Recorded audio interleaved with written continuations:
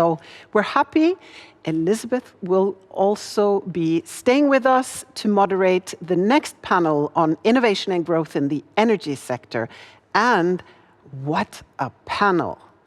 Hanan Marwa is CFO of Circle Gas and has 20 years of experience in mergers, acquisitions, and private equity. Since 2012, she's focused on the African energy sector, not least as board member of the National Electricity Utility of Cameroon, ENEO, and the power company of Virunga National Park in the Democratic Republic of Congo. Vilde Grønn Larsen is a senior vice president of Eksfin. As part of the team Renewable Energy and Industry, SME and Midcorp, she works primarily with transactions in Africa and other emerging markets.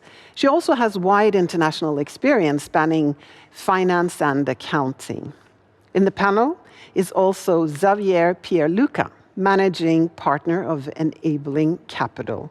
As a global investment professional, he's structured and raised several funds in access to energy, microfinance, fintech, SME finance, and healthcare.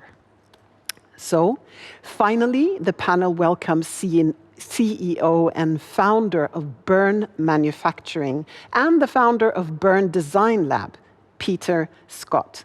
In 2010, he was chosen as one of the top 100 global thinkers by Foreign Policy magazine. He's also recognized as a global leader in cook stove commercialization. So, take a look at this.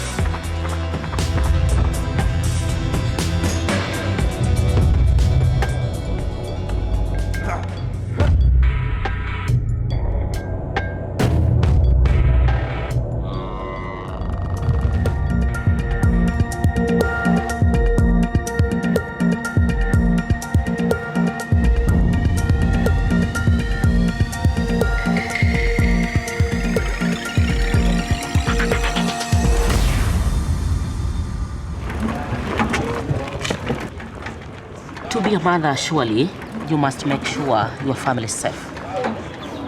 Your kids get proper education. Your family eat properly. This is my 6th year of using Jikokoa. It is very safe.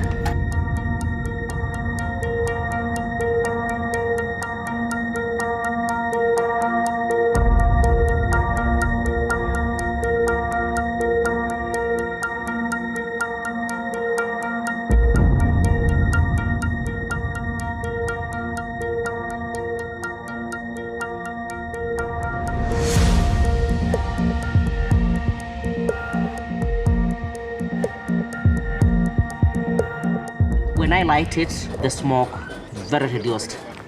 I'm spending a quarter of the money compared to the old stove. You can buy books. You can maybe take your kids for a trip they can enjoy. Yeah, and that's a health family. I think so. It will help. I really like it.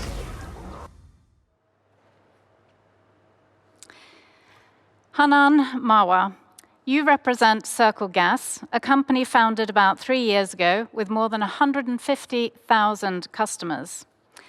Peter Scott, you have founded and developed the company Burn, headquartered in Kenya, which has become one of the largest companies in the clean cooking sector. Can you please tell us about your motivation to engage in this sector and the companies that you represent? And let's please start with Hanan.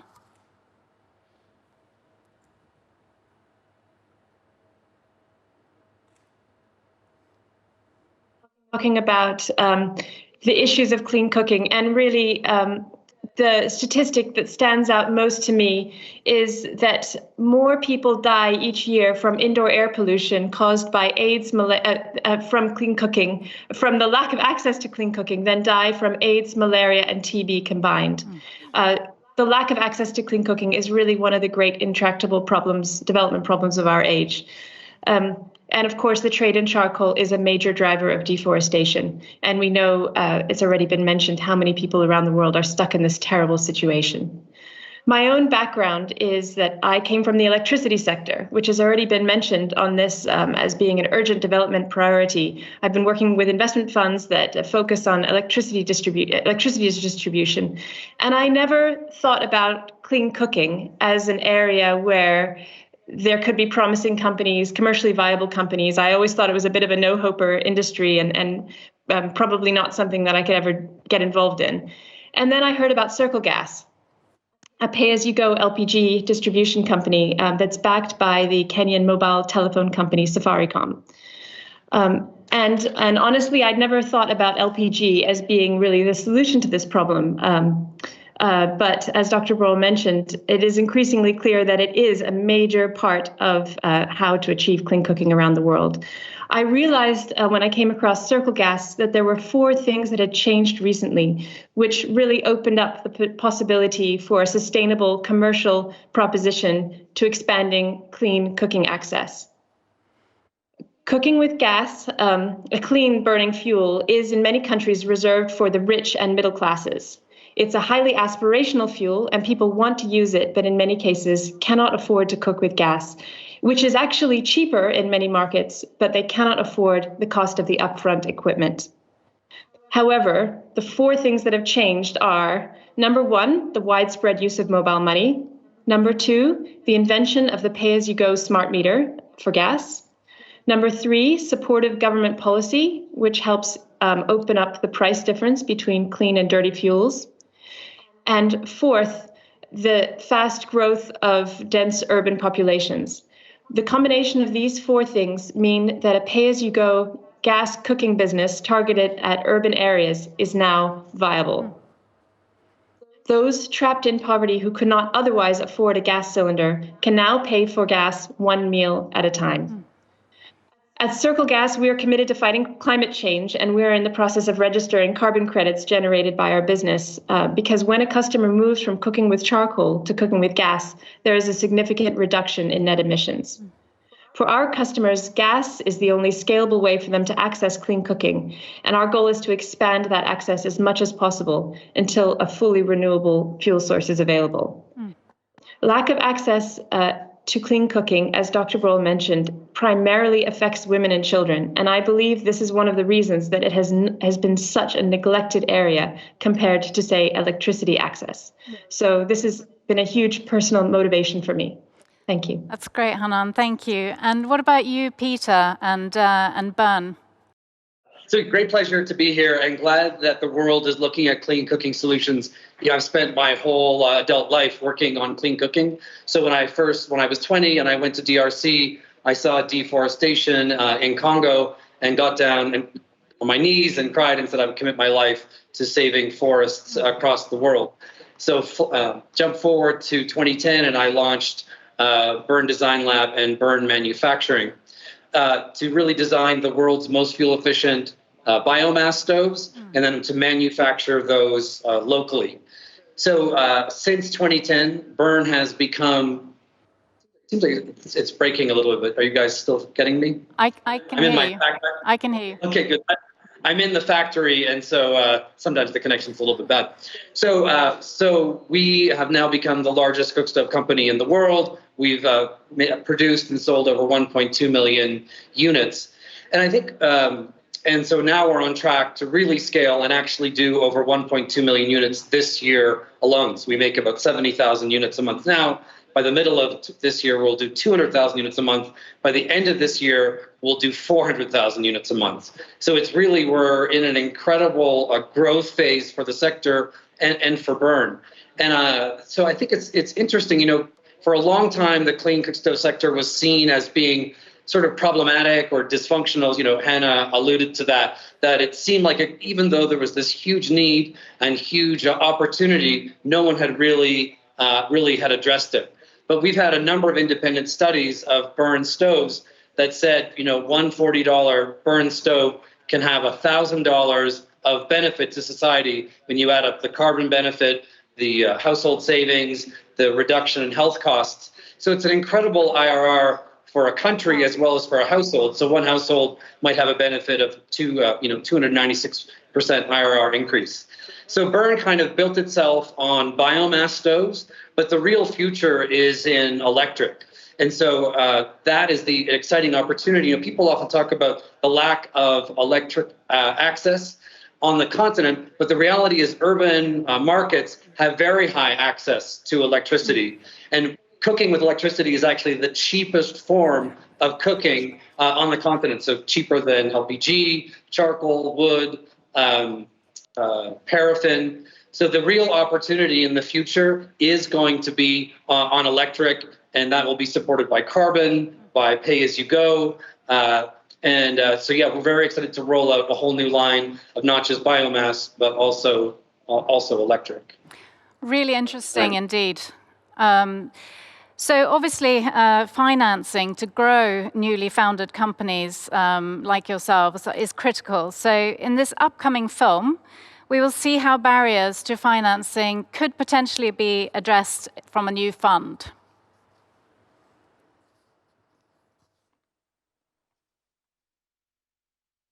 Today, 900 million people in Africa still use inefficient stoves and fuels for cooking, leading to 700,000 premature deaths, forest degradation, and climate change. Meeting the UN's Sustainable Development Goals will require reaching the long elusive goal of bringing access to clean cooking for all. Fortunately, clean cooking solutions are becoming more affordable, in demand by consumers, and commercially viable due to innovative new technologies and business models. At the same time, Africa's clean cooking market is still nascent, and reaching the SDGs by 2030 will require a quantum leap in investments for developing, testing, and scaling new business models. We won't be able to bridge this investment gap through public funding alone. Attracting more private financing is required to build a vibrant clean cooking market. This calls for new and creative uses of blended finance that can stimulate private sector investment. As a response to this challenge, 4 years ago, the Clean Cooking Alliance set out to develop a fund that would blend capital from pension funds and other commercial investors with concessional capital from development institutions, and in doing so, serve as a model for future investment vehicles. With a market opportunity-driven strategy, the Spark Plus Fund would deploy primarily debt, but also equity and quasi-equity instruments to fill a critical gap in the financing landscape. Spark Plus would take a value chain approach, finding enterprises that manufacture, distribute, and finance clean cooking solutions across sub-Saharan Africa. We partnered with Enabling Capital, an impact fund manager with a track record in microfinance and off-grid energy, and together we assembled a stellar team that would structure, fundraise, and ultimately manage this pioneering fund. It is with great pleasure that I can announce the imminent launch of Spark Plus Africa Fund, with approximately $50 million and a goal to reach a final capitalization of $70 million later this year. Investors in Spark Plus are a mix of private sector investors like family offices, foundations, and pension funds. These investors would not have come in were it not for catalytic commitments from the public sector, with the African Development Bank serving as the fund's anchor investor and 5 additional public development finance institutions from the US and Europe approving investments in this first-of-its-kind fund dedicated to clean cooking. I would like to thank all of those who've made Spark Plus a reality. We appreciate the generous support of Norad, the Dutch Ministry of Foreign Affairs, and the Osprey Foundation, each of whom have supported Spark Plus during its development. We're also honored to have been supported by the International Climate Finance Accelerator and the Government of Luxembourg. Pioneering initiatives like Spark Plus would not be possible without the patient and risk-tolerant grants from committed donors. The sector needs your continued support to build a vibrant ecosystem for Spark Plus investees to scale and to grow a pipeline of clean cooking businesses. This is an exciting time for investors and innovators in the clean cooking space, and for the millions of people in Africa and billions around the world that stand to gain improved health and well-being by adopting the clean stoves and cooking fuels that we all take for granted. Thank you. Thank you very much. Thank you very much. And I'm delighted that we have Xavier Pierluca. You're managing partner at Enabling Capital, which will host the new Spark Plus fund that we just heard about. Could you tell us a little bit more about the fund and how it can potentially change the sector? Yeah, no, thank you very much. Thanks for having me in this great panel today. Indeed, it has taken us some years to raise Spark Plus at a level of $50 to $70 million. We're very excited about it, right? I mean, Spark Plus is the result of the cooperation of a very focused not-for-profit, the Clean Cooking Alliance, and us, Enabling Capital, an experienced impact manager. We brought together our experiences and understanding of the sector and the characteristics of investing in emerging markets. This fund, right, has so many potential development impacts today, improving the health and livelihood of millions, increasing energy access, mitigating climate change, improving gender inequality, protecting the forest, etc. What Dimfna indicated is that the key things we've done with Spark Plus has been to align in a blended finance vehicle, development finance institutions, public institutions, in order to crowd in commercial investors like family offices and pension funds, in order to further the outreach and adoption of clean cooking products and fuels in sub-Saharan Africa. Generally, that's a sector that would have struggled to attract such private investment. We believe the fund comes really at the right time now to support the development of the sector, and we're very optimistic, right? I mean, the sector is now composed of real entrepreneurs with a vision for the sector, like Peter, like Anna, that have described their business models that are extremely innovative, making use of technology, which is providing quality products and generating affordability as well to low-income customers, such as Pego solutions, right? We're very optimistic also because the growth of the carbon market will also act as a formidable driver and subsidy to further the outreach of clean cooking products. We are aiming to target, as you know, the low and the lower middle income segments of the population in sub-Saharan Africa. In order to do so, we need to understand that we have to focus our attention on the development and support of companies that are delivering distributed energy solutions. These are the solutions which leapfrog traditional infrastructure that we are all used to, of course, just as mobile telecom has done for communications in Africa and I would say other developing markets. In the context of clean cooking, instead of building pipe natural gas infrastructure, we are investing in smart solutions like IoT-enabled LPG, biogas, electric, ethanol, or biomass-based technologies. These are solutions which truly meet consumer needs and are adapted to the on-the-ground realities of the markets in which they are needed. Understanding the constraints and hurdles of delivering access to distributed energy solutions, Spark Plus will be taking a value chain approach, as Dimfna indicated previously, right? We are targeting all of the key actors of the clean cooking solutions value chains to ensure the sector development. To achieve our mission, we will engage with a mix of financial instruments from long-term equity to shorter-term senior secured debt and accelerate the growth of early-stage companies that are exhibiting real potential like burn and circle gas, right, for scale and sustainability.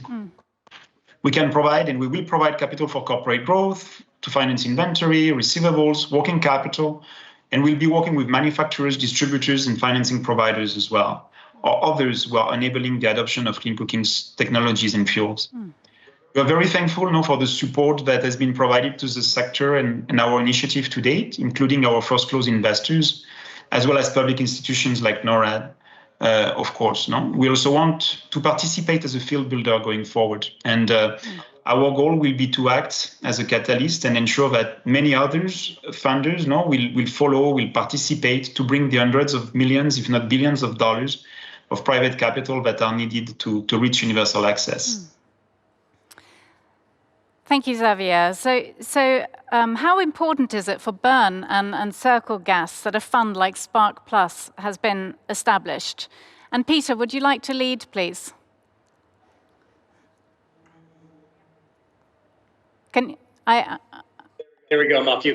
Absolutely. You know, it's a critical support for Burn to partner with Spark Plus. So we're hoping to be able to announce a partnership and investment with Spark Plus soon. But yeah, for a very long time, there hasn't been funds in the sector because, again, as we talked about before, people saw the sort of dysfunction in the sector. But I guess just to back up for 1 second is the reason why Burn has been successful is because we're really providing a really strong economic value proposition. Right now, households spend $20 billion a year on charcoal. So just by providing a fuel-efficient stove that saves 50%, you can save families $10 billion across the region. What's changing now is with carbon finance coming in, one stove in one household can generate anywhere from $100 to $500 in carbon revenue. So cook stoves are no longer just a great opportunity for improving households, reducing deforestation, reducing indoor air pollution, all of those things. But it's actually now a great financial investment because one stove can generate so much carbon revenue. So yeah, the timing of the Spark Plus fund is great. It's going to be very catalytic. It's going to allow Burn to scale, which will allow us to then produce more stoves and generate more carbon revenue. So yeah, the timing could be not more perfect. That's a great point, Peter. Thank you. The economic value proposition is so important. Hanan, what about you? How important is Spark Plus for Circle Gas? Thanks. Fundraising for a clean cooking company, however promising, is a big challenge because even for development finance institutions, it sort of falls between the cracks of various funding and investment buckets. Clean cooking is not normally considered in the experience set of the large infrastructure funds, even though in our case, the funding that we need is for infrastructure, because it's retail equipment in the home and not a power plant, for example, that the infrastructure funds would be used to. It's not considered attractive by the consumer funds, even though it's a consumer-facing product, because it's energy and the consumer base has very low income. And banks normally require much more scale and track record in order to be interested. Impact funds are interested in clean cooking, but they can only usually fund very small ticket investments and have lots of very onerous strings attached. They're also very conditioned by their experiences in investing in solar home systems companies, which have very different business models and customer base to clean cooking companies often. The great thing about talking to the Spark Plus fund, even though it's still very small, and I hope that it gets much larger, is that they understand and value the clean cooking proposition that Peter mentioned, and as did you, Elizabeth. The fact is that cooking with charcoal is more expensive than cooking with gas in our markets, and the market for dirty fuels is a multi-billion-dollar market. There is definitely money to be made in selling clean cooking fuel. Thanks. Great, thank you. Vildegrønn Larsen, you are Senior Client Executive at Export Finance Norway, and you've worked with small and medium-sized enterprises in Africa to help them secure funding. Having listened to Hanan and Peter describing their businesses and Xavier talking about the new Spark Plus fund, do you see a role in this sector for Eksfin? As a starting point, I would say yes. And I'm also very excited that we, as an export credit agency, are invited into this discussion. But when I say yes, it also comes with a few buts, unfortunately. I think also that I need to broaden the scope a little bit, not talking about just cooking solutions, but also access to clean energy in general. Though we can go, we can keep it at a small scale. But one issue for us is that, of course, we, or Eksfin, is an export credit agency. So the financing that we provide is, of course, tied to Norwegian exports. And our mandate is to support Norwegian exporters and not development. That said, of course, we also like to see that the transactions that we participate in has a positive impact, and we do score transactions based on their contributions to the Sustainable Development Goals. But of course, given that it's tied to exports, we are a little bit tied in that sense. And of course, another issue for us is that our financing is on commercial terms, meaning that we have to be convinced that a borrower is able to repay a loan in accordance to agreed terms and with interest.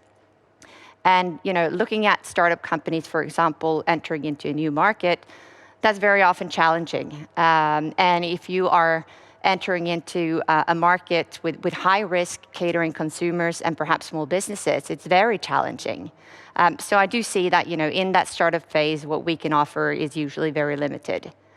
However, as soon as you have a proven business model, you have a positive cash flow, we are happy to discuss financing, scaling up the business.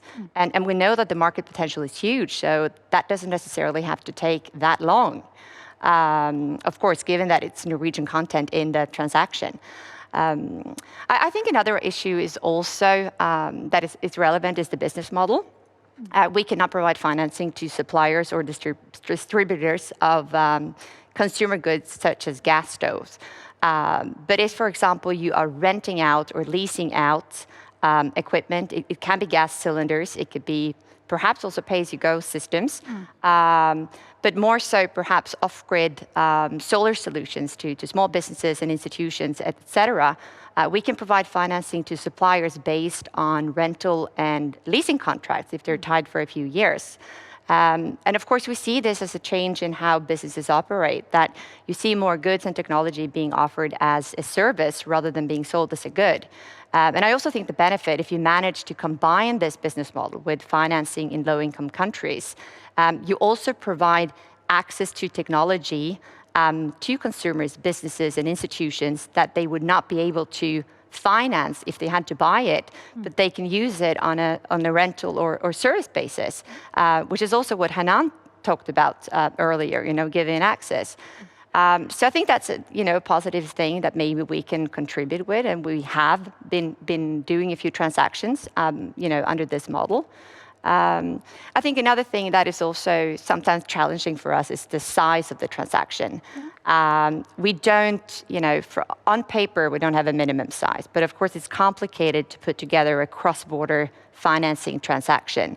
And it can also involve transaction costs, which means that from a practical perspective, usually that, there should be a minimum size of the transaction. Of course, it's difficult to pinpoint exactly what that size is, depending a little bit, on the type of transaction, the market you're entering into, the country, etc. But we are happy to look at small-scale transactions as well and see if that's doable. But of course, if you're moving on to more larger scale ways of supplying and providing access to clean energy, talking about perhaps a mini grid catering for a whole community, including businesses, institutions, households, or it can also be perhaps off-grid solar solutions to businesses and perhaps also consumers. Then I think export financing can be a very relevant instrument.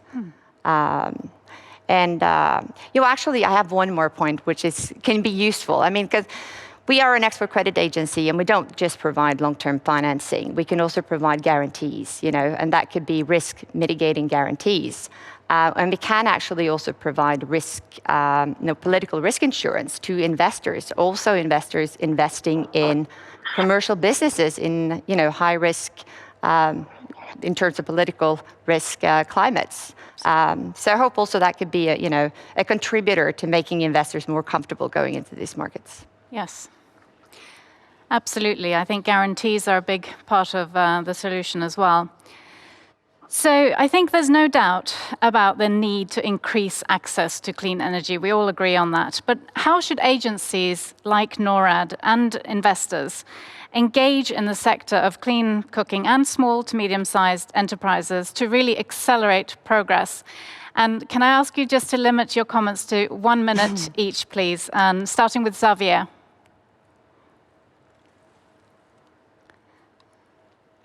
Okay, if I cannot unmute myself, it's going to be shorter. Thanks. The quantum of funding necessary, right, to achieve universal access is significant. So we are already greatly appreciative of the financial and strategic support that Norad is already contributing to the sector so far. What we believe, right, is that Norad could play a further role by engaging in the provision of technical assistance to SMEs operating in the clean cooking sector and doing it alongside investors such as Spark Plus.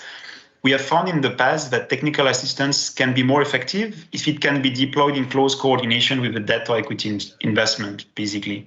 TA coupled with long-term investment allows to tackle key strategic issues as well as operational improvements with long-term projects, versus TA that is implemented on a standalone basis, which often result in engaging in much needed but shorter term projects only, right? Yeah.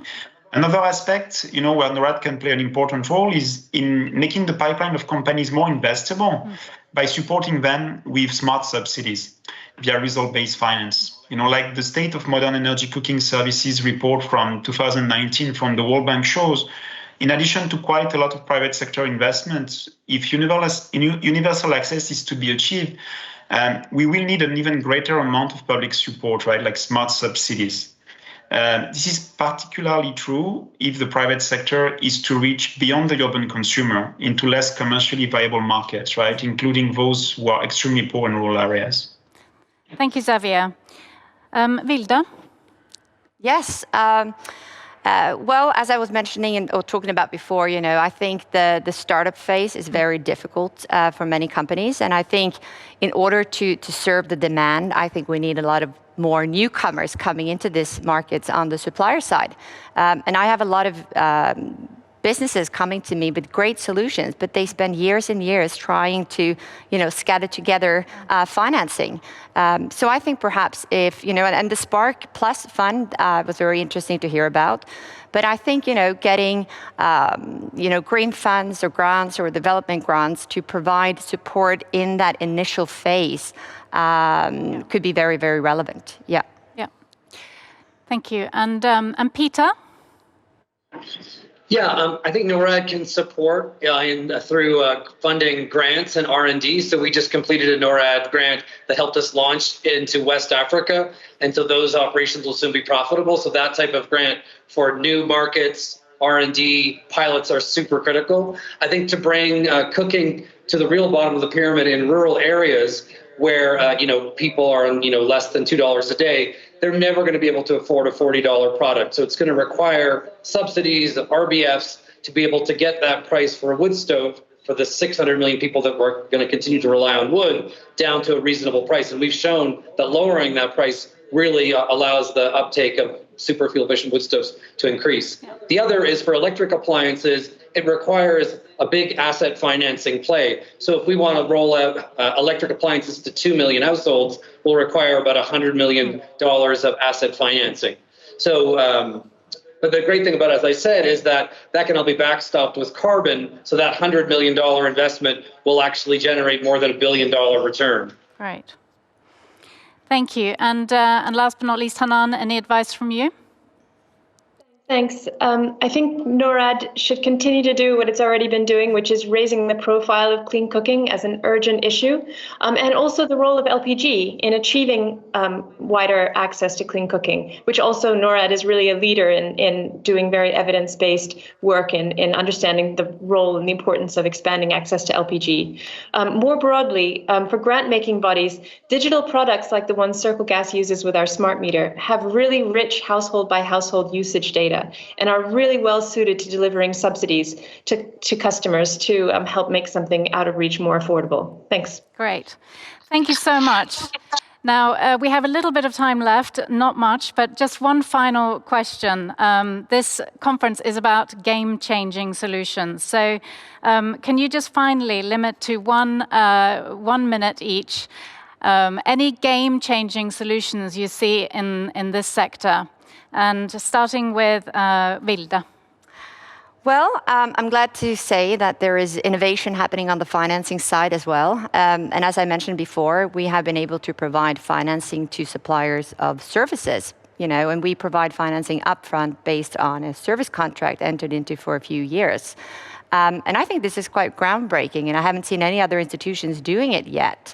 So I think that's great. And that said, there are already quite a few initiatives and more focus on finding solutions to finance small-scale off-grid renewable energy systems. So I think, perhaps we will see more transactions like that. And I just saw one recently that was financing a company in Kenya, I think, small business providing solar systems to homes that were able to actually get financing from a development bank for that investment. Great. Thank you. And what about you, Peter? Yeah, I think that the big opportunity is going to be in electric, urban, on-grid. So in the pilots that we've run, that the savings that people get from using electric is roughly about $3 per week, and the cost of ownership is about $2 per week. So we could actually roll out electric cooking across all urban environments using pay-as-you-go and electric appliances, and in 10 years' time, displace all charcoal consumption in urban sub-Saharan Africa. So that's the exciting opportunity we see. Wow, great. Hanan? Thanks. At Circle Gas, we have our proprietary software and hardware suites, and we are just continuing to invest in R&D and the potential that can come from cheaper access to telephones and continued features in both phones and our smart meters. So we're excited about that. So watch this space. Thanks. We will most definitely watch this space. And Xavier? Yeah, no, thank you. I think many elements I'm gonna embark on have been mentioned already, right? But I think it all comes from one key concept, no? That in clean cooking and access to energy, generally speaking, we need to offer clients aspirational products, right? Products that they can desire to own and use, no? And we need to sell these products in ways which are affordable and align with our household cash flow patterns, generally speaking. So just like Unilever discovered, right, several decades ago with the introduction of sachets, of fast-moving consumer goods in developing markets, which require small regular payments without the need for large upfront purchases, the same can be achieved, right, in access to energy. So the off-grid solar sector has already demonstrated that pay-as-you-go business models can generate affordability mechanisms that are necessary to broaden right access to lighting products. And examples such as Circle Gas are showing that the same is true for clean cooking, right? So LPG with smart meters is also particularly suited, but this approach can also be implemented, as Peter indicated, right, for biogas, but electric cooking solutions, no? Biomass cookstoves companies are also integrating pay-as-you-go technology into stoves. And with Spark Plus, basically on our end, right, we're going to focus at opportunities throughout the sector that relies on fuels and fuel sales tech-enabled appliances as well. We believe, nevertheless, right, that efficient stoves will keep playing an important role, especially with the state of the carbon market, as Peter indicated. But lastly as well, I just want to mention that, we're speaking about technology, right? But we also need to drive partnerships in Africa that are less technology driven, but with intermediaries such as microfinance institutions or distributors, no? These can be winning strategies as well to further the outreach of products. And at the end, right, we need to solve for the last mile question, right, of distribution in Africa and the financing hurdles in all of these markets. Great, thank you so much. Our time is up, but thank you to our great panelists. And clearly a lot more needs to be done, but there are certainly opportunities starting to emerge. Thank you so much. What a wonderful panel. Like I said when I was introducing you, it's been really interesting. You've pointed to the technology, but also the funding opportunities. So we're really happy to have had you.